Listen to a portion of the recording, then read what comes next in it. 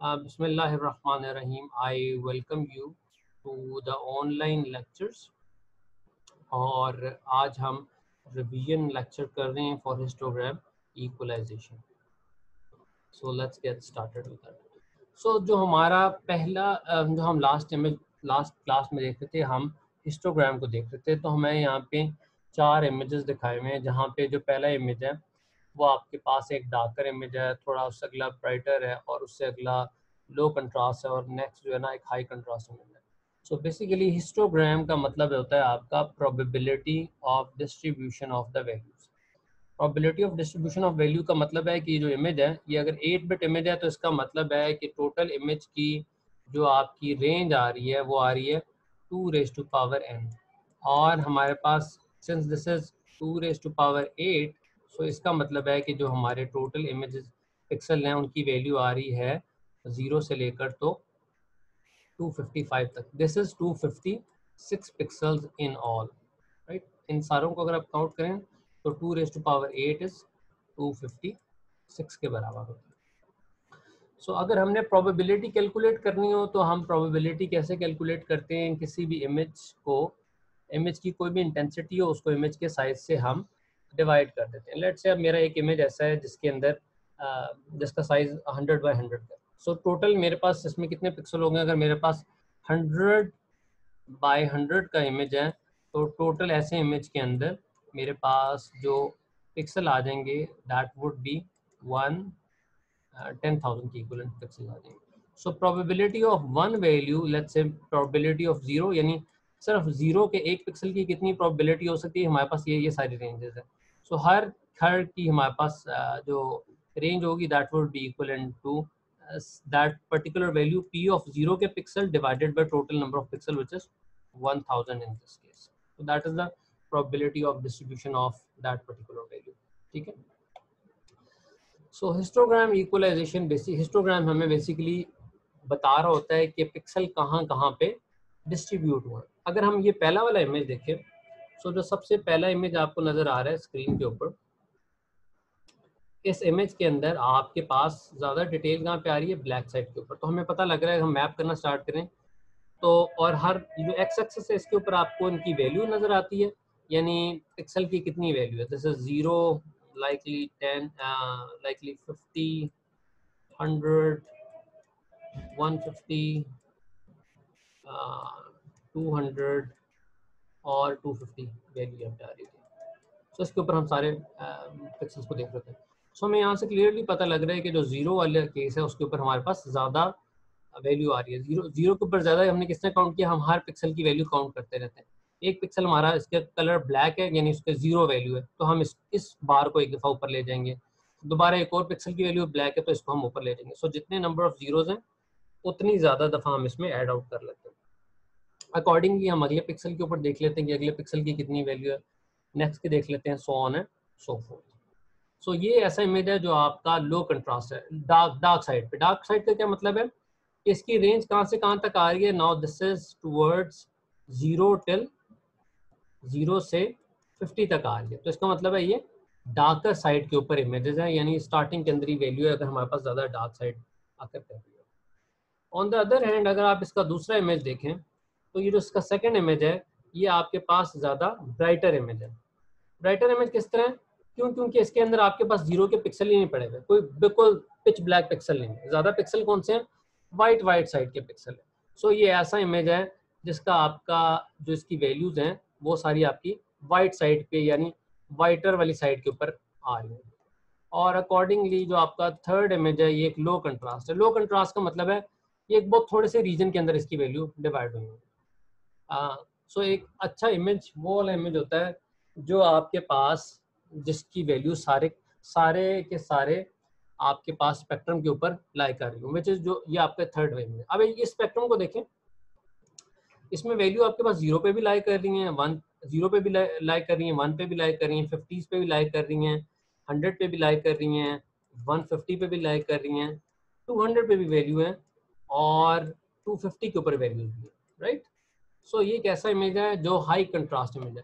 सो हमारी हमेशा कोशिश होती है कि हम इमेज को हाई कंट्रास्ट इमेज अटेन करें सो अगर आप इन तीनों इमेजेस को देखें तो हमें देखने में सबसे अच्छा ये जो इमेज लग रहा है वो इसमें हमारे पास ये फोर्थ वाला इमेज लग रहा है। This is the best image which we can सी।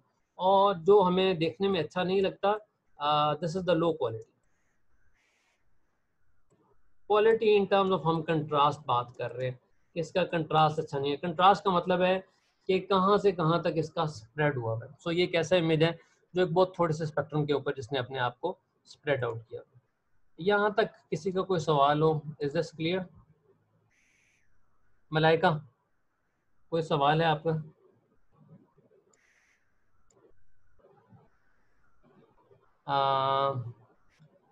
अब्दुल्ला जमील, ठीक है, शुड आई गो हेड?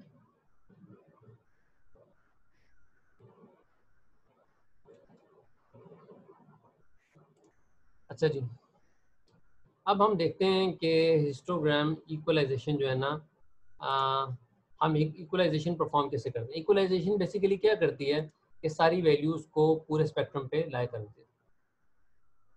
अच्छा जी, अशर सलीम ने क्वेश्चन पूछा है, सर कलर इमेज का हिस्टोग्राम कैसे लेते हैं? कलर इमेज के केस में हमारे पास आर, जी और बी तीनों का अलग अलग हिस्टोग्राम कंप्यूट होता है और वो हम दिखा रहे होते हैं, जो आपकी कैमरास के अंदर भी ऑप्शन होती है कलर्ड इमेजेस के केस में। सो मैं आपको वैसे कलर्ड इमेज का हिस्टोग्राम एक शो भी करवा देता हूँ।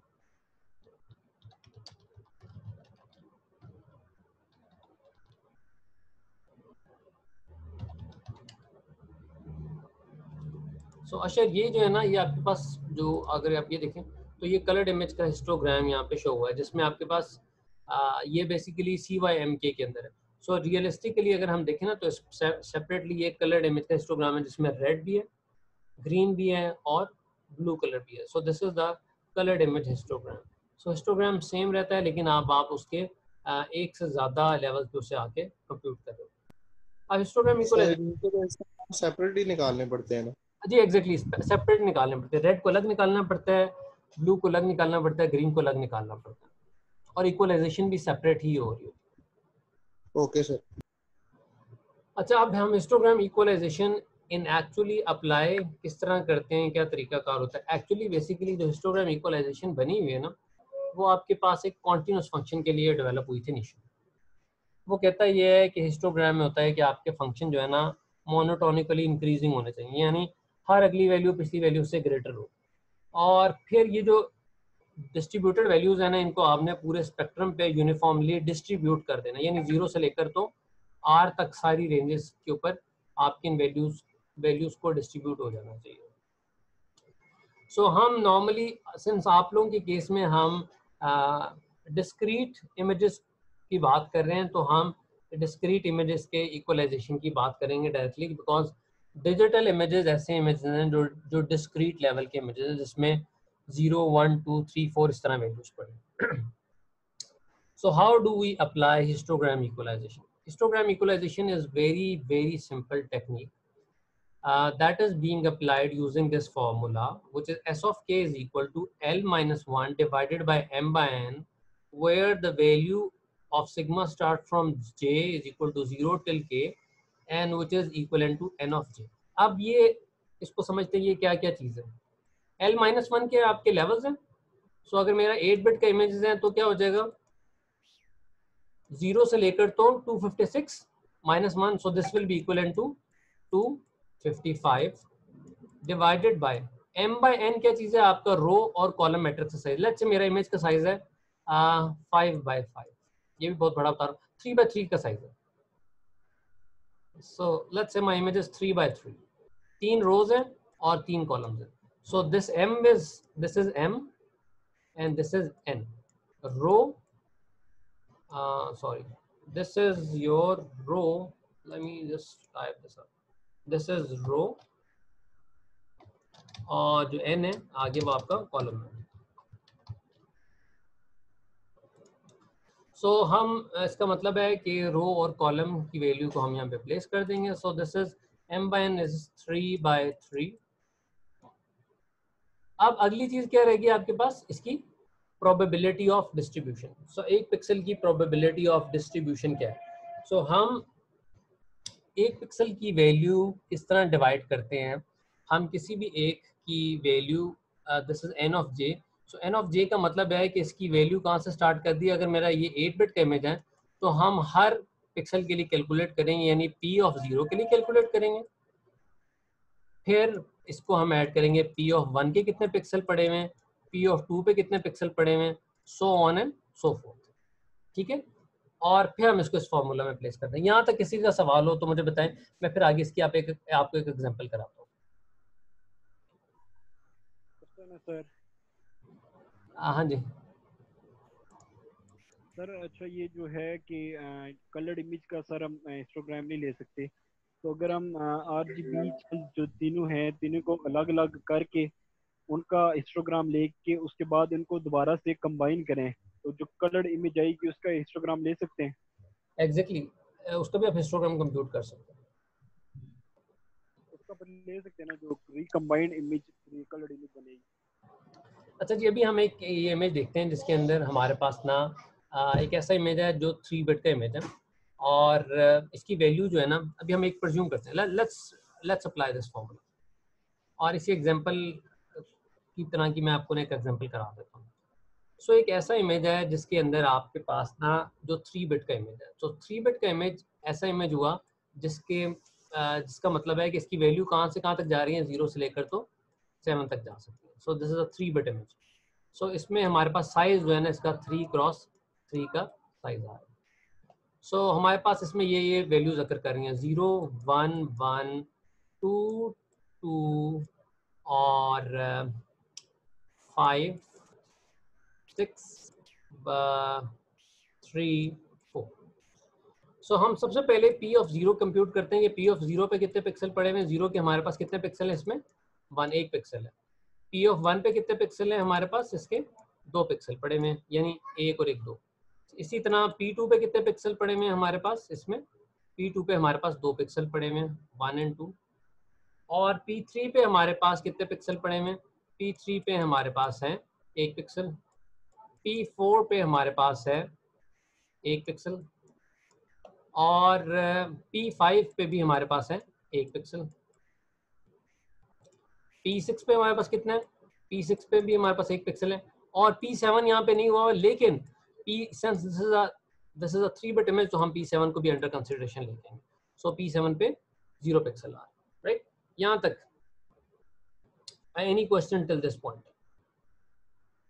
Alright, next we apply the formula which says कि इसकी वैल्यू क्या है कि दिस इज L-1। L हमारे पास इस केस में क्या है, 0 till 7, so this is 0 till 8, this is a 3 bit image, so 7 divided by m by n is 3 cross 3, 7 divided by 9 multiply with this s of k, यानी s of 0 की value को मैं compute कर रहा हूँ।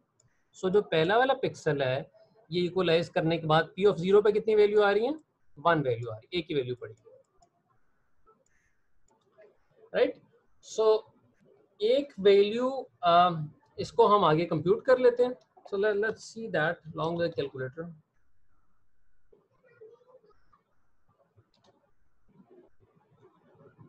सो एक मिनट, so let's calculate that out. 7 divided by 9 multiply with 1। So इसकी वैल्यू हमारे पास आ रही है आपके केस में notation text. So P of, मैं इसको S ऑफ 0 की वैल्यू कंप्यूट कर रहा हूँ, S of 0 is equal to 0.78। So इसको हम राउंड कर देते हैं, so this is equal to 1। So this was the value for your S of 0 की वैल्यू। इसी तरह S1 को हम कंप्यूट करते हैं। सो S1 की वैल्यू किस तरह आएगी हमारे पास, S1 is equal to L minus 1। L minus 1 हमारे पास सेम है, which is same 7 divided by 9 plus इसको मल्टीप्लाई करें विद 1 प्लस, और अब यहाँ पे वैल्यू देखें 2 पे क्या वैल्यू आ रही है आपके पास, P ऑफ 1 पे कितने पिक्सल पड़े हुए हैं, 2। सो P ऑफ 1 पे पड़े हुए हैं 2 पिक्सल। सो इसको अगर हम आप कंप्यूट करते हैं तो इसकी वैल्यू हमारे पास बनती है notations. So if I compute this out, this will be equivalent to 7 divided by 9 multiply with 3, so this will going to give you 2.33. So I will write this down, notation text. So this is equivalent to 2.3. So we calculated for S1 similarly. Hanji? So S2 will be equivalent to 7 divided by 9 multiply with 1 plus 2 plus अब 3 पे P2 पे कितने pixel पड़े हुए हैं 2 plus 2, so this will be equivalent to, so this will be equivalent to 7 divided by 9 multiply 7 divided by 9 is multiply with 2 plus 2 is 4 plus 1 is 5 multiply with 5, so this will give you 3.88. so this is 3.88. I will write 3.9 और मैं इसको round करके 4 की equivalent लिख देता हूँ. अच्छा जी, अब हम इसके बाद दोबारा देखते हैं कि S0 कंप्यूट कर दिया, S1, S2, let's calculate S3. So S3 is equivalent to 7 divided by 9 multiply with हम इसी तरह पुरानी वैल्यू को ऐड कर देते हैं 5 प्लस, और अब इसमें हमारे पास 3 पे कितने पड़े हुए 1, 5 plus 1, so this will become 6. So let's calculate this out. This will be 7 divided by 9 multiply with 6. So this is equal to 4.66. 4.66 को मैं कर देता हूँ 6, 7, या इसको कर देते हैं ये 5 की equivalent. So S4 will now be equivalent to, S4 के वैल्यू कंप्यूट करते हैं, S4 will be equivalent to same which is 7 divided by 9 multiply with 5 plus 1 is 6, 6 plus 1, ये मैं पुरानी वैल्यू यहाँ पे जो आपको नजर आ रही है ना, मैं इसको इसी वैल्यू 5 पहले हम कंप्यूट करते हैं, 5 plus 1 is 6. अब हम देख लेते हैं 4 पे भी एक पड़ा, तो so this is 6 plus 1, this is now 7. So अब इसको कंप्यूट कर लेते हैं.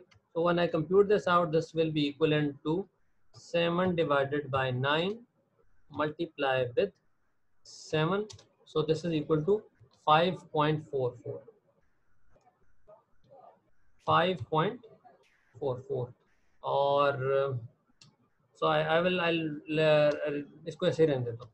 So S5 को कंप्यूट कर लेते हैं. This will be 7 divided by 9 multiply with 6 plus 1 is 7. अगली वैल्यू भी 1 है. So this will be 7 plus 1. So this will now be equivalent to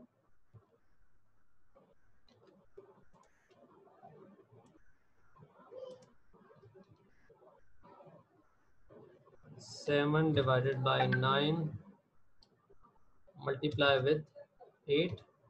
So this is 6.22. So since this is 6.22, so मैं इसको 6 के equivalent कर देता हूँ. 6.22. So I'll presume this is equal to 6. अच्छा जी, अब इसके बाद आ गया आपके पास S6. So S6 now will be equivalent to same 7 divided by 9 multiply with 6. हम पहले कंप्यूट कर चुके हैं. 6 plus 1 is 7, right? So this will now be equivalent to, all right, so 7 plus 1 is 8. So this should be 8 value. ये गलती होगी मेरे से.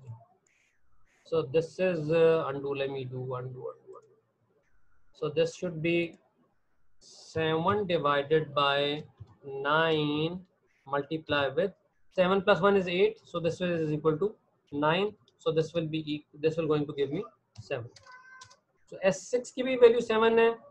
So जब मैंने इसको कंप्यूट किया, इसी तरह S7 की वैल्यू भी आपके पास 7 के इक्विवेलेंट आ जाएगी, right? So this was the after applying histogram equalization, ये हमारे पास वैल्यू आ जाती है. Alright, so इक्वलाइजेशन करने के बाद अब हम वैल्यूज को देखते हैं कि इक्वलाइजेशन करने के बाद अब हमारी वैल्यूज क्या जनरेट हो रही हैं. लेट्स सी दैट आउट कि हमने ओके अच्छा, मैं अटेंडेंस आप लोगों के लगा दूंगा। सो अब जब मैंने इक्वलाइजेशन अप्लाई कर दिया तो अब क्या हुआ कि जहां जहां जीरो पड़ा हुआ था, इक्वलाइजेशन करने के बाद वो कहता है कि जीरो रिप्लेस हो जाएगा 1 से, और जहां 1 पड़ा हुआ है उसको रिप्लेस कर दें आप 2 से, 2 को रिप्लेस कर दें 4 से। सो मैं अब नया इमेज जनरेट करता हूँ इक्वलाइजेशन के बाद। सो आप इसका इसके बाद ये नया इमेज आपका जनरेट हो रहा है। So this is the new image after applying histogram equalisation. मैं यहीं पे एक इमेज बना रहा हूँ। जीरो था ओरिजिनली, और जीरो आप देखें किससे रिप्लेस हो रहा है, see this, now this zero is replace with 1।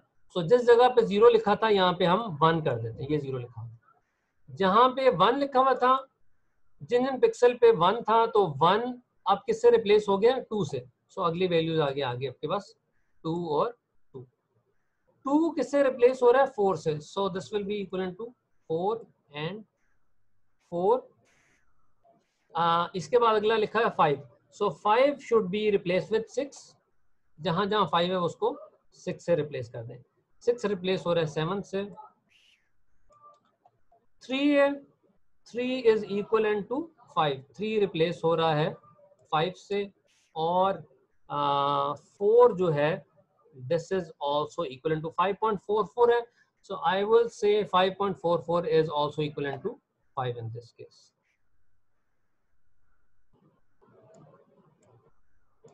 सो ये मेरा वो इमेज है जो हिस्टोग्राम इक्वलाइजेशन करने के बाद मुझे ऑब्टेन हुआ। Any question till this point? यहाँ तक किसी का कोई सवाल हो हिस्टोग्राम इक्वलाइजेशन से रिलेटेड? इट वाज सर ये पी के बारे में थोड़ा बताएं, ये पी क्या चीज है? पी बेटा, ये जो एस ऑफ के लिखा है ना, इसको हम पी भी कहते हैं, प्रोबेबिलिटी है। पी के कितने पिक्सल हैं? P is the pixel. Zero के ऊपर कितने पिक्सल पड़े हैं, 1 पे कितने पिक्सल पड़े हैं, 2 पे कितने पिक्सल पड़े हैं। यानी पी ऑफ जीरो का मतलब है कि जीरो वैल्यू के कितने पिक्सल पड़े हैं, जीरो वैल्यू का एक ही पिक्सल पड़ा है। ये यहाँ पे जो आपको नजर आ रहा है। अंडरस्टूड। ठीक है, सिमिलरली जैसे आप ये देखें ना, P1 लिखा हुआ है, 1 का मतलब है कि 1 पे 1 वैल्यू के कितने पिक्सल हैं, 1 और 1 2, इसलिए मैंने यहाँ पे 2 लिखा है। P2 का मतलब है कि 2 वैल्यू के कितने पिक्सल हैं, ये 2 है। ठीक है जी, किसी और का कोई सवाल हो इससे रिलेटिंग, हिस्टोग्राम इक्वलाइजेशन से रिलेटिंग किसी और बच्चे का सवाल है? सो मैंने आपको डायरेक्टली हिस्टोग्राम इक्वलाइजेशन कराई है। इसके बाद एक इंटरमीडिएट स्टेप था, वो हम ग्राफ ड्रॉ करने का, जैसे हमने शुरू में रिप्रेजेंट किया था। तो आप इन वैल्यूज का कंप्यूट करने के बाद इसका आगे ग्राफ भी कैलकुलेट कर सकते हैं। अभी प्लीज जाइएगा मत, मैंने आप सर ये P7 इक्वल टू 0 के लिए है। दोबारा बोलें। सर ये P7 इक्वल टू 0 जो है सर, ये तो इसमें ना मतलब है ही नहीं जो 7 का है। आवाज बहुत कम आ रही है, दोबारा बेटा थोड़ा ऊंचा बोलें, या चैट में मुझे लिख दें।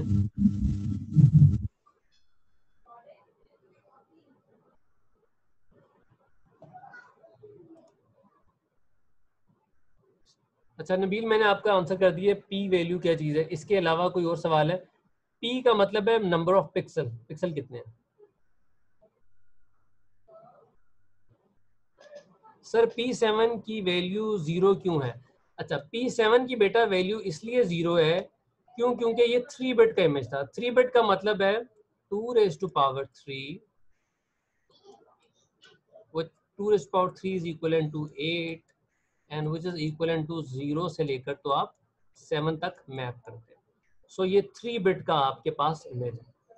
सो यहाँ पे 7 के ऊपर, अगर ये 3 बिट का, इसका मतलब इसकी रेंज 0 से 7 तक जानी चाहिए थी, लेकिन 7 के ऊपर कोई पिक्सल लाई नहीं कर रहा, इसलिए हमने P7 की वैल्यू को 0 प्रेज्यूम किया।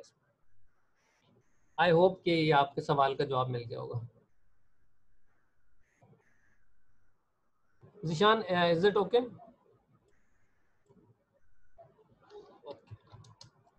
राइट, अच्छा जी, इससे कोई और किसी का सवाल है मेरे से तो पूछें। सो हमारा एक टॉपिक और रह गया है हिस्टोग्राम मैचिंग का। I request you, histogram matching वाला टॉपिक सारे लोग खुद कवर करें। मैं एक आप लोगों की असाइनमेंट अपलोड कर रहा हूँ बाय टुनाइट। वो हिस्टोग्राम मैचिंग से रिलेटिंग है, वो आप लोगों ने परफॉर्म करनी है। और साथ ही इसके बाद आखिरी लेक्चर होगा अगले वीक के अंदर, या मैं देखता हूँ अगर मेरी आज तबीयत थोड़ी बेहतर तो मैं शाम को आपको अनाउंस कर दूंगा। शाम को तकरीबन अराउंड 8 ओ क्लॉक लेक्चर होगा, 8:30 के करीब लेक्चर होगा। ठीक है, अटेंडेंस उसमें मैंडेटरी नहीं है। और प्रोजेक्ट जो है ना, मैंने आप लोगों को बताया था अपने प्रोजेक्ट काइंडली आप रेडी कर लें। प्रोजेक्ट आप ये कर सकते हैं, ये नहीं हो सकता प्रोजेक्ट के मैंने इमेज को इनहेंस कर दिया, वन स्टेप, नो। कम से कम 4 स्टेप का प्रोजेक्ट होना चाहिए। जैसे एक्सरे था तो मैंने उसकी बोन मैंने इसमें से एक्सट्रैक्ट की, ये एक प्रोजेक्ट। मैंने राइस काउंटिंग की है, ये एक प्रोजेक्ट है। तो इस तरह के छोटे प्रोजेक्ट आप सारे इसमें कर सकते हैं। ओके जी, let me take the attendance for all of you guys, please stay here. मुझे एक पिक्चर स्क्रीनशॉट लेने दें, मैं आप लोगों से फिर ताकि मैं शेयर भी करूँ। Front screen, paint.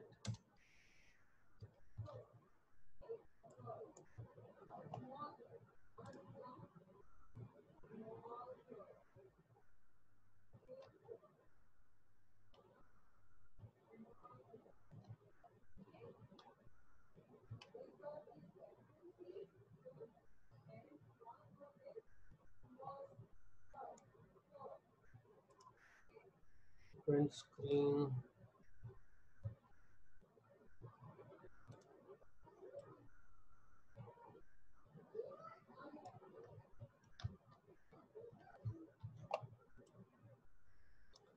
मैं अटेंडेंस कॉल कर रहा हूँ। आमिर, अब्दुल्ला जमील, अबू बकर सुहेल, आमना शाहिद। मैं एक मिनट अटेंडेंस शेयर भी आपके साथ कर दूँ।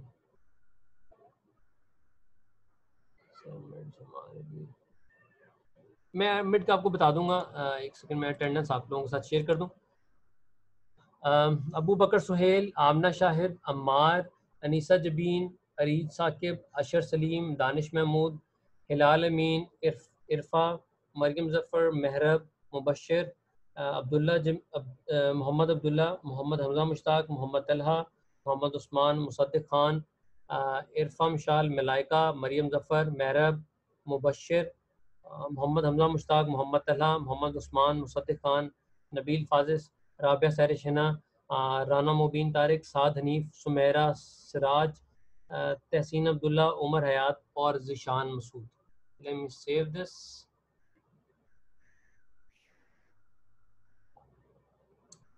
डिप अटेंडेंस आज है 1 जुलाई 2020।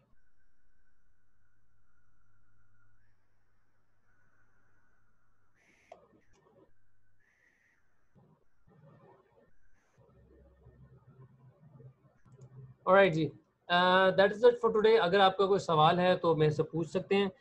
उसके अलावा मिड का ये है कि आप लोगों के बैचेस यूईटी के साथ एफिलिएटेड हैं, तो as per the policy of UET आप लोगों के मिड टर्म और साथ फाइनल्स होंगे।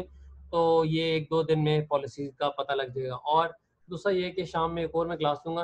आई एम सॉरी, मैं वो आप लोगों की कल क्लास मिस हो गई थी मेरी।